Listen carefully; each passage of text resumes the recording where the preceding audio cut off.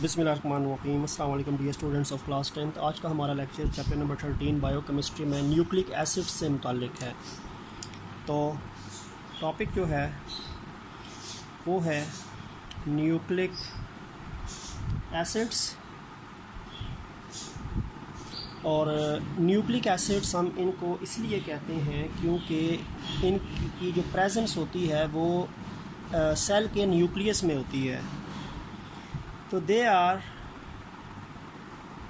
present in nucleus of a cell.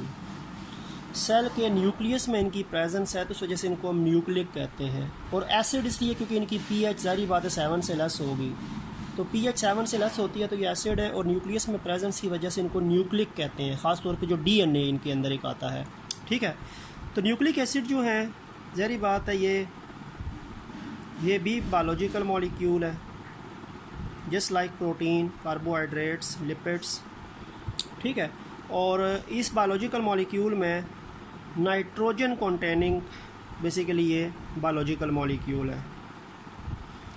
ये nitrogen containing biological molecule है। बाकी भी हैं इसमें, कार्बन है, ठीक हो गया, नाइट्रोजन है, फास्फोरस है, बाकी चीज़ें भी मौजूद हैं, लेकिन ये नाइट्रोजन कंटेनिंग आप कह सकते हैं कि बायोलॉजिकल मॉलिक्यूल है जो न्यूक्लियस ऑफ सेल के अंदर मौजूद होता है। एक nitrogen containing biological molecule protein भी है। ठीक है, और ये second nitrogen containing biological molecule है जो लिविंग बॉडीज़ के अंदर आपको मिलेगा। और सबसे पहले ये जो न्यूक्लिक एसिड्स थे, न्यूक्लिक एसिड्स जो थे इनकी जो सबसे पहले डिस्कवरी हुई थी वो हुई थी आपके पास जो पस ऑफ इन्फेक्टेड वॉन्ड्स कहते हैं ज़ख़म को, और ज़ख़म के अंदर वो जो पस पड़ जाती है, पीप जो पड़ जाती है। ठीक है, तो जो ज़ख़म के अंदर पस पड़ जाती है तो उस पस के अंदर सबसे पहले न्यूक्लिक एसिड जो थे वो डिस्कवर्ड हुए थे। तो they are discovered first of all they were isolated from the infected wounds pus of the infected वोन्ड्स। तो ये इनकी वहाँ से बेसिकली डिस्कवरी जो है वो हुई थी। ठीक हो गया। अब ये जो न्यूक्लिक एसिड्स हैं ये तकरीबन हर सेल में पाए जाते हैं। न्यूक्लिक एसिड्स जो हैं दे आर कंपोनेंट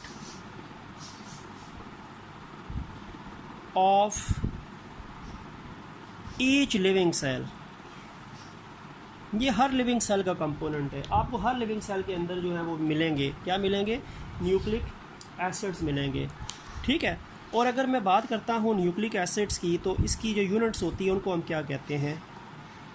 तो जो न्यूक्लिक एसिड्स होते हैं इनको बनाने वाली जो यूनिट्स होती हैं या बिल्डिंग ब्लॉक्स होते हैं उनको हम कहते हैं न्यूक्लियोटाइड्स। यानी nucleic acids are made up of nucleotides and nucleotides has 3 components. Nucleotide के 3 कंपोनेंट्स हैं। एक इसमें नाइट्रोजनस बेस होती है, एक इसमें फॉस्फेट ग्रुप होता है,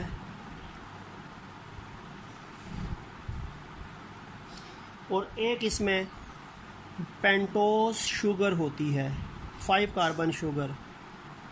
पेंटोज पेंटा से निकला है। ठीक है, पेंटोज शुगर कहते हैं। ये 5 कार्बन है इसमें, यानी 5 कार्बन मौजूद होते हैं। कार्बन के 5 एंड्स मौजूद होते हैं। तो न्यूक्लिक एसिड्स को बनाने वाले न्यूक्लियोटाइड्स हैं, और न्यूक्लियोटाइड्स के अंदर नाइट्रोजनस बेस, फॉस्फेट ग्रुप और पेंटोज शुगर पाई जाती हैं। ठीक है, और अब अगर हम बात करें न्यूक्लिक एसिड्स की आगे टाइप्स की तो और आगे फिर उनके स्ट्रक्चर एंड फंक्शन की, तो उसकी डिस्कशन अब कर लेते हैं। तो जहाँ तक ताल्लुक़ है हमारे पास न्यूक्लिक एसिड्स की आगे इकसाम की, तो जो न्यूक्लिक एसिड्स हैं, न्यूक्लिक एसिड्स की आगे 2 टाइप्स हैं। न्यूक्लिक एसिड्स 2 किस्म के होते हैं। एक को हम कहते हैं deoxy ribo nucleic acid, short form इसकी डीएनए है। ठीक हो गया। और दूसरी इसकी किस्म है राइबो न्यूक्लिक एसिड RNA। तो there are two types of nucleic acids found in living cells, living organisms के सेल्स में पाए जाते हैं, DNA और RNA। डीऑक्सीराइबोन्यूक्लिक एसिड DNA और राइबोन्यूक्लिक एसिड RNA। जो DNA होता है, DNA जो है, अगर इसकी मैं थोड़ी सी स्ट्रक्चर से पहले थोड़ा सा इसकी मैं आपको बात बता दूं कि DNA का बेसिकली फंक्शन क्या होता है। तो DNA जो होता है, it store and it transmit genetic information.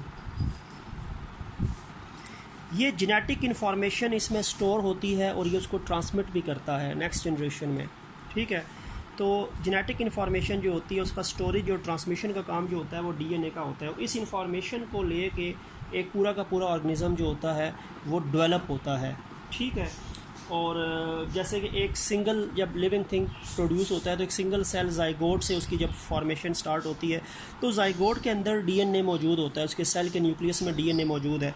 उस DNA में सारी की सारी इन्फॉर्मेशन अपेरेंट से उसमें आई होगी और उस इन्फॉर्मेशन के अंदर ये चीज़ होगी कि उस इन्फॉर्मेशन के मुताबिक उसने किस ऑर्गेनिज़म के अंदर डेवलप होना है, ठीक है। वो सारी इन्फॉर्मेशन उसके DNA में सेव होती है। और जहाँ तक ताल्लुक़ जो है वो RNA का है, तो RNA जो है बेसिकली ये क्या करता है, जो DNA से इन्फॉर्मेशन, ये आपको कहूँगे DNA से इन्फॉर्मेशन आगे RNA को मुंतकिल होती है और इसका जो मेन फंक्शन होता है वो प्रोटीन सिंथेसिस होता है। ये बेसिकली जो इन्फॉर्मेशन DNA से कॉपी की जाती है, इन्फॉर्मेशन बेसिकली DNA से आगे RNA में आ जाती है, ठीक है। DNA अपनी इन्फॉर्मेशन, DNA की इन्फॉर्मेशन की ट्रांसक्रिप्शन जो होती है, ट्रांसक्राइब होके RNA जो है वो फॉर्मेशन होता है और RNA उस इन्फॉर्मेशन के मुताबिक प्रोटीन सिंथेसाइज करता है। तो प्रोटीन सिंथेसिस RNA का काम है और transmission and storage of genetic information जो है वो DNA का काम है। और इस इन्फॉर्मेशन के मुताबिक हर ऑर्गेनिज़म जो होता है वो दूसरे ऑर्गेनिज़म से डिफरेंट होता है, ठीक हो गया। अब हम आते हैं DNA पे। अगर हम सबसे पहले फर्स्ट न्यूक्लिक एसिड की बात करें जिसका नाम है deoxy ribo nucleic acid DNA। तो DNA का जो स्ट्रक्चर है, DNA का स्ट्रक्चर जो है वो दो साइंटिस्ट जो हैं उन्होंने पेश किया था, जेम्स वैटसन और फ्रांसिस क्रिक। 1953 में 1953 में जेम्स वैटसन और फ्रांसिस क्रिक ने DNA का मॉडल पेश किया था। और DNA का मॉडल जो इन्होंने पेश किया था उसको हम कहते हैं double helical model of DNA का डबल हेलिकल मॉडल पेश किया था जेम्स वैटसन और फ्रांसिस क्रिक ने। इसको हम कहते हैं Watson and Crick model of DNA, ठीक है। Watson and Crick model of DNA इसको कहा जाता है क्योंकि वैटसन और क्रिक दो साइंटिस्ट थे। 1953 में इन्होंने पेश किया था और इनको इस डिस्कवरी पे 1962 के अंदर जो सबसे बड़ा अवार्ड होता है, नोबेल प्राइज़ जो था वो इनको दिया गया था 1962 के अंदर। 1962 के अंदर इनको नोबेल प्राइज़ जो था वो दिया गया था, ठीक हो गया। तो बात ये है कि अब अगर हम बात करते हैं DNA के स्ट्रक्चर की बात करें तो DNA का स्ट्रक्चर बेसिकली है कैसा। DNA का जो स्ट्रक्चर है ना ये डबल, इसमें यानी आप ये कह सकते हैं कि जो DNA है इसमें दो स्ट्रैंड्स होते हैं, दो स्ट्रैंड्स हैं और they are coiled in the form of helix। ये हेलिक्स की फॉर्म में, यानी वो कॉइलिंग फॉर्म में हो के हेलिक्स बनाते हैं जिसको हम double helical structure of DNA बोलते हैं, ठीक हो गया। अब यहाँ पे आपको मैं बता देता हूँ कि जहाँ तक ताल्लुक़ है DNA का, तो DNA भी तो आपको पता है कि न्यूक्लियोटाइड से बना हुआ है ना। DNA भी तो न्यूक्लियोटाइड से बना हुआ है। पहली बात है कि DNA is also made up of nucleotides, ठीक हो गया। अब जो DNA की न्यूक्लियोटाइड्स होती है ना बेटा, उनको हम कहते हैं डीऑक्सी राइबो न्यूक्लियोटाइड्स। न्यूक्लियोटाइड तो न्यूक्लिक एसिड की एक फर्दर यूनिट को कहते हैं ना। तो डीएनए की जो न्यूक्लियोटाइड्स होती हैं, यूनिट्स होती हैं, उनको डीऑक्सी न्यूक्लियोटाइड्स कहते हैं। और इन डीऑक्सी न्यूक्लियोटाइड में उसी तरह न्यूक्लियोटाइड की तरह 3 कंपोनेंट्स होते हैं। एक उसी तरह फॉस्फेट ग्रुप होता है, फॉस्फेट ग्रुप इनमें प्रेजेंट होगा। एक इसमें नाइट्रोजनस बेसिस होंगी। नाइट्रोजनस बेसिस 4 तरह की डीएनए में होती हैं, adenine, guanine, cytosine, thymine. A for adenine, G for guanine, C for cytosine and T for thymine. और एक इनमें होता है 5 carbon sugar, pentose sugar. Pentose sugar, और पेंटोज शुगर याद रखें, डीएनए में जो पेंटोज शुगर पाई जाती है उस पेंटोज शुगर का भी एक स्पेसिफिक नाम है, उसका नाम है डीऑक्सीराइबोज। डीऑक्सीराइबोज शुगर है, पेंटोज शुगर जो है वो डीऑक्सीराइबोज है। ठीक है, तो बात उसी तरह है आपके पास के डीएनए भी न्यूक्लियोटाइड से मिलके बनता है। डीएनए को जो न्यूक्लियोटाइड बनाती है उनको कहते हैं डीऑक्सीराइबोन्यूक्लियोटाइड्स। उसमें नाइट्रोजनस बेसिस होती हैं, 4 तरह की नाइट्रोजनस बेसिस आपको मिलेंगी, adenine, guanine, cytosine, thymine. Phosphate group तो एक ही तरह का है। और पेंटोज शुगर जो होती है 5 कार्बन शुगर, उसका नाम जो होता है वो डीऑक्सीराइबोज होता है डीएनए के अंदर। अब हम अगर स्ट्रक्चर की बात करें तो वो स्ट्रक्चर किस तरह इसमें बनेगा, what type of structure of DNA is present in all living things. तो ये डबल हेलिकल स्ट्रक्चर है, ये मैं आपको बता देता हूँ। डीएनए का स्ट्रक्चर जो है वो डबल हेलिकल स्ट्रक्चर है, हेलिक्स की फॉर्म में होता है। ये एक स्ट्रैंड हो गया, ठीक है बेटा। एक और स्ट्रैंड भी होता है, 2 स्ट्रैंड, डबल हेलिकल स्ट्रक्चर है ना, तो इसके 2 स्ट्रैंड्स होते हैं। देयर इज़ अनदर स्ट्रैंड,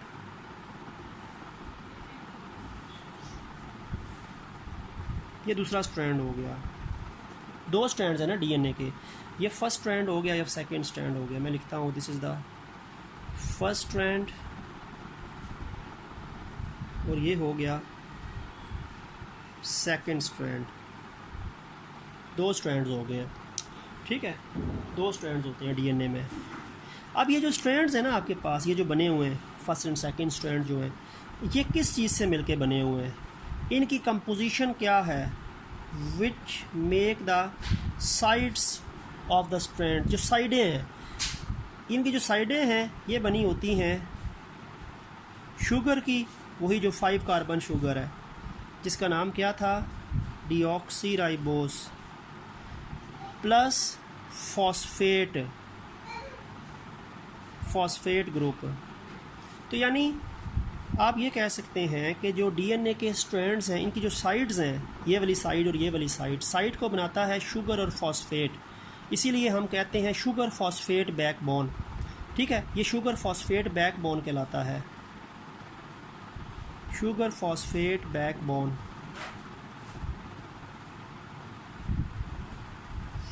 क्योंकि शुगर फॉस्फेट साइड्स बनाती हैं, जबकि जो दरमियान में सेंट्रल पॉइंट है ना, ये बेसिस बनाती हैं। दरमियान में बेटा बेसिस होती हैं, ये बेसिस हैं, ये एक बेस, ये दूसरे स्ट्रैंड की बेस, इनकी ये बेसिस हैं, ये बेसिस हैं। Bases are present in the central point, वो सेंटर ऑफ द स्ट्रैंड्स में है, 2 स्ट्रैंड्स के माबेन है, दरमियान है,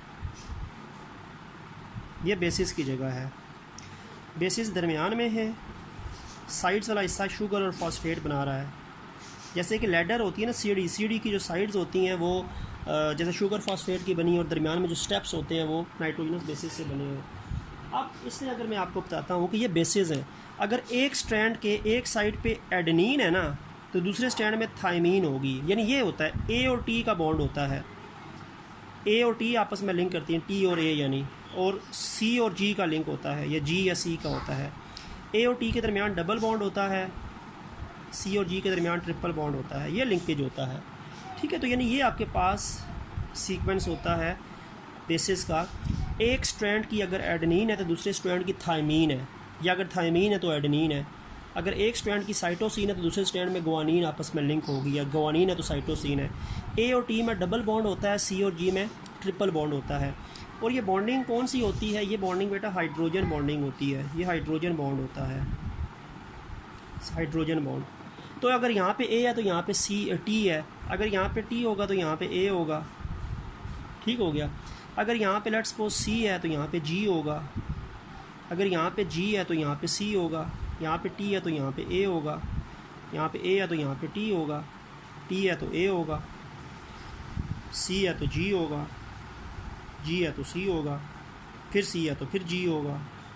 और ये आपस में ए और टी के दरमियान 2 बॉन्ड होते हैं, या टी ए के दरमियान सी और जी में 3 बॉन्ड होते हैं। जहाँ पे जी सी या सी जी है वहाँ पे 2 बॉन्ड लगा लें, यहाँ पे ए टी या टी ए है वहाँ पे आप यहाँ पे सी जी या जी सी या 3 बॉन्ड लगाएं, और टी ए या ए टी है तो 2 बॉन्ड लगाएं। तो इस तरह करके जो 2 स्ट्रैंड्स की बेसिस होती हैं वो आपस में बॉन्ड बनाती हैं, हाइड्रोजन बॉन्ड, और 2 स्ट्रैंड्स को आपस में जोड़ के रखती हैं। तो शुगर फॉस्फेट साइड्स बना रही होती हैं, तो दरमियान में जो बेसिस हैं वो 2 स्ट्रैंड्स का सेंट्रल पॉइंट बना रही होती है, वो आपस में लिंक होती हैं हाइड्रोजन बॉन्डिंग से। तो ये आपके पास स्ट्रक्चर है बेटा किसका, डीएनए का। तो डीएनए के अंदर ये जो कोड्स हैं ना, ये जेनेटिक कोड्स ऑफ लाइफ कहलाते हैं। ये जो बीच में बेसिस के सीक्वेंसेस है ना, A T C G T A जी सी, ये जेनेटिक इन्फॉर्मेशन कहलाती है, जेनेटिक कोड्स ऑफ लाइफ कहलाते हैं, ठीक है। और ये जो जेनेटिक कोड्स ऑफ लाइफ है ना, ये बेसिकली ये इन्फॉर्मेशन जो है वो इनके अंदर होती है। ये जो आपके पास कॉम्प्लीमेंट्री सीक्वेंसेस आपको बेसिस के नज़र आ रहे हैं। तो अगर मैं यहाँ पे फंक्शन लिखता हूँ डीएनए का, तो डीएनए का फंक्शन बेसिकली है क्या, डीएनए के अंदर क्या होते हैं, डीएनए के अंदर जो जेनेटिक इन्फॉर्मेशन होती है, जेनेटिक इन्फॉर्मेशन होती है जो आपको नज़र आ रही है, A T T A C G G C T A T T A C G G C C G, ये जेनेटिक इन्फॉर्मेशन है, ठीक है बेटा। इनको हम जेनेटिक कोड्स ऑफ लाइफ भी कहते हैं। ये जेनेटिक कोड्स होते हैं लाइफ के, और ये जेनेटिक कोड्स ऑफ लाइफ होते हैं, ये डीएनए के अंदर स्टोर हुए होते हैं, और डीएनए फिर आगे इनको ट्रांसमिट करता है। डीएनए इन जेनेटिक इन्फॉर्मेशन को स्टोर करता है, कोड्स ऑफ लाइफ को स्टोर करता है।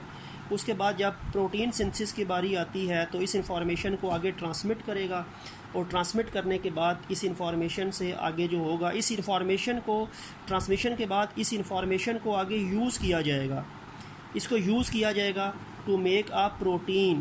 प्रोटीन सिंथेसिस के अंदर जो इन्फॉर्मेशन यूज़ होती है वो डीएनए में स्टोर होती है, ठीक है।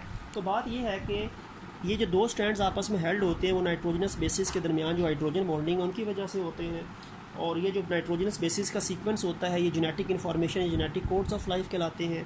ये genetic codes of life DNA में सेव होती है, और ये फिर डीएनए ने जब प्रोटीन सिंथेसिस की बारी आती है तो डीएनए फिर इस इन्फॉर्मेशन को आगे ट्रांसमिट करता है, और इस इन्फॉर्मेशन के मुताबिक अप्रोप्रिएट यूनिट्स आपस में मिलने के बाद कोई ना कोई प्रोटीन्स बनाती हैं, और वो प्रोटीन जो होती है वो कोई ना कोई करैक्टर परफॉर्म करती है हमारी बॉडी में, और ये इन्फॉर्मेशन फिर एक जनरेशन से दूसरी जनरेशन में भी ट्रांसमिट होती है। इसीलिए हम डीएनए को जेनेटिक मटेरियल या इनहेरिटेड मटेरियल कहते हैं, या हेरिडिटी मटेरियल भी बोलते हैं। तो this information is basically then passes from one generation to another generation, ठीक है। तो वो इन्फॉर्मेशन फिर आगे जाके एक ऑर्गेनिज्म को उसकी आइडेंटिटी जो है वो बताती है, और इन्फॉर्मेशन प्रोटीन सिंथेसिस के अंदर यूज़ होती है। तो ये डीएनए का जो है वो फंक्शन है, और ये उसका स्ट्रक्चर हो गया। जहाँ तक ताल्लुक़ है आरएनए का, आरएनए की भी डिस्कशन कर लेते हैं। तो जिसको हम कहते हैं राइबो न्यूक्लिक एसिड, आरएनए। अब ये जो आरएनए है, ज़ाहिर बात है ये भी न्यूक्लियोटाइड से मिलके बना है ना, it is also made up of nucleotides. तो आरएनए को जो न्यूक्लियोटाइड्स बनाती हैं उनको हम कहते हैं राइबो न्यूक्लियोटाइड्स, उनको राइबो न्यूक्लियोटाइड्स कहा जाता है। तो राइबो न्यूक्लियोटाइड के उसी तरह 3 कंपोनेंट ही होते हैं।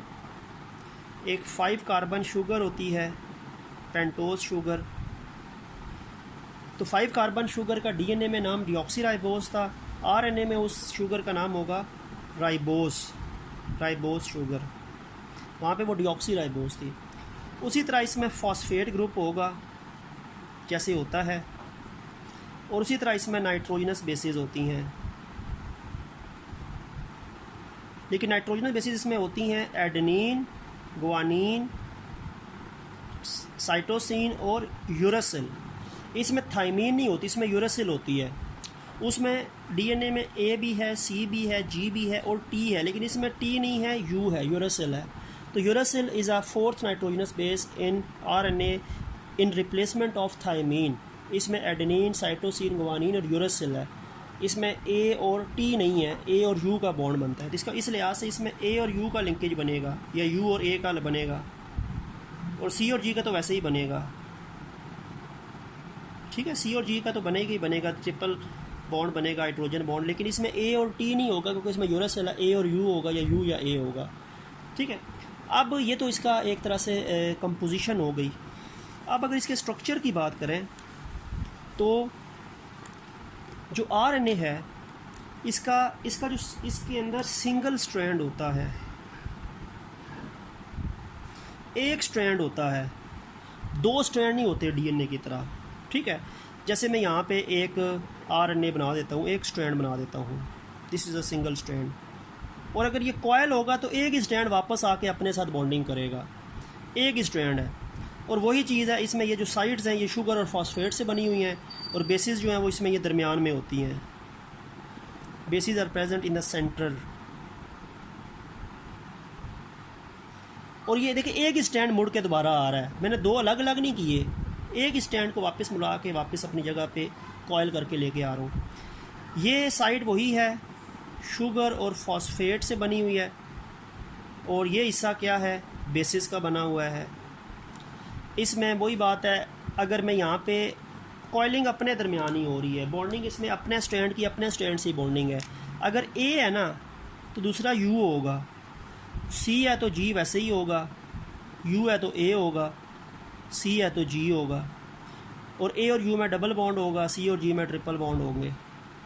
तो बात है कि इसमें अपना ही स्ट्रैंड दोबारा मुड़ने के बाद आपस में कॉम्प्लीमेंट्री बेसिस जो होंगी वो आपस में बॉन्डिंग करती हैं। दो अलग अलग स्ट्रैंड्स के दरमियान बेसिस जो है वो बॉन्डिंग नहीं करती है। ठीक है, तो क्वेश्चन हो सकता है कि अगर दो स्ट्रैंड है तो उनमें तो बॉन्डिंग पॉसिबल है ऐसे करके ना, लेकिन एक स्ट्रैंड कैसे बॉन्डिंग करता है? एक स्ट्रैंड दोबारा कॉयल होकर मुड़ने से इसमें अपनी स्ट्रैंड्स की बेसिस आपस में कॉम्प्लीमेंट्री सीक्वेंस से ज्वाइन हो सकती हैं, ए यू या सी जी, यू ए या जी सी ऐसे भी हो सकती हैं। ठीक है, अब ये जो आरएनए होता है ये कैसे इसमें इंफॉर्मेशन होती है? याद रखें इंफॉर्मेशन तो डीएनए में स्टोर हुई होती है। ठीक है, फिर एक प्रोसेस होता है जिसको हम ट्रांसक्रिप्शन कहते हैं। ट्रांसक्रिप्शन प्रोसेस में क्या होता है, डीएनए की इंफॉर्मेशन ट्रांसक्राइब होकर आरएनए बनाती है। बेसिकली वो आरएनए जो होता है वो मैसेंजर आरएनए होता है, उसको एमआरएनए कहते हैं, लेकिन आप चलो आरएनए ही याद रखें केमिस्ट्री की पॉइंट ऑफ व्यू से। तो आरएनए जो है वो डीएनए से इंफॉर्मेशन स्टोर होने के बाद ट्रांसक्रिप्शन के नतीजे में उसकी फॉर्मेशन होती है। और फिर जो आरएनए इंफॉर्मेशन कॉपी करता है, यानी इंफॉर्मेशन जो डीएनए में होती है ना वो कॉपी होती है आरएनए की शक्ल में, और मैसेंजर आरएनए बनता है ट्रांसक्रिप्शन में। और फिर ये जो आरएनए होता है आगे एक और प्रोसेस होता है ट्रांसलेशन। ट्रांसलेशन के नतीजे में आरएनए जो होता है प्रोसेस के नतीजे में वो प्रोटीन सिंथेसाइज करेगा, प्रोटीन फॉर्मेशन होती है। तो आरएनए मिड में है। RNA is produced by copying of information in the form of transcription from DNA, and then this information is used by ribosomes. Ribosome फिर इस इंफॉर्मेशन को यूज़ करेंगी और वो प्रोटीन सिंथेसाइज करेंगे, लेकिन राइबोसोम तक इंफॉर्मेशन आरएनए पहुंचाएगा, और ये इंफॉर्मेशन इसने कहाँ से कॉपी की है, डीएनए से। तो ये बेसिकली इसका बनेगा कि DNA is synthesized, RNA synthesized by DNA according to our transcription process, and then this information is used to make protein by translation process। तो ये ट्रांसक्रिप्शन पहला स्टेप होता है, ट्रांसलेशन दूसरा स्टेप होता है, और नई प्रोटीन जितनी भी बनेंगी वो सारी की सारी RNA जो इन्फॉर्मेशन DNA से कॉपी करके लाएगा उसके नतीजे में उनकी फॉर्मेशन होगी। तो ये फंक्शन जो है वो आपके पास बनेगा RNA का। तो इसका मतलब है RNA इन्फॉर्मेशन रिसीव करेगा DNA से, उस इन्फॉर्मेशन को डिकोड करेगा और फिर उस इन्फॉर्मेशन को यूज़ करके प्रोटीन सिंथेसिस के अंदर इन्वॉल्व करेगा। तो इस तरह करके डीएनए की इन्फॉर्मेशन जब तक आरएनए तक नहीं पहुंचेगी उसकी डिकोडिंग का अमल नहीं होगा, रीडिंग का अमल नहीं होगा, प्रोटीन सिंथेसाइज नहीं हो सकती। तो ये जो प्रोटीन की सिंथेसिस की इन्फॉर्मेशन है ये इसमें छुपी हुई है, और इससे आरएनए बनता है ट्रांसक्रिप्शन के नतीजे में, और फिर ट्रांसलेशन के बाद वो प्रोटीन सिंथेसिस करता है। ठीक है, तो ये प्रोसेस जो होता है ट्रांसक्रिप्शन एंड ट्रांसलेशन, ये डीएनए आरएनए प्रोटीन सिंथेसिस, ये मिल के एक कहलाता है, एक प्रिंसिपल कहलाता है, उसको हम कहते हैं central dogma of molecular biology. Molecular biology भी कह सकते हैं, मॉलिक्यूलर जेनेटिक्स भी कह सकते हैं। ये डॉगमा है, रूल है, इस रूल के तहत इंफॉर्मेशन आती है डीएनए से आरएनए में और आरएनए से प्रोटीन में। तो ये मॉलिक्यूलर बायोलॉजी या मॉलिक्यूलर जेनेटिक्स का एक रूल है, ठीक है। तो यहाँ पे हमारा न्यूक्लिक एसिड का जो टॉपिक था वो एंड हो गया। अब हमारा एक ही बायोलॉजिकल मॉलिक्यूल रह गया है, विटामिन, जिसको हम नेक्स्ट लेक्चर के अंदर कवर करेंगे। तब तक के लिए अल्लाह हाफिज़।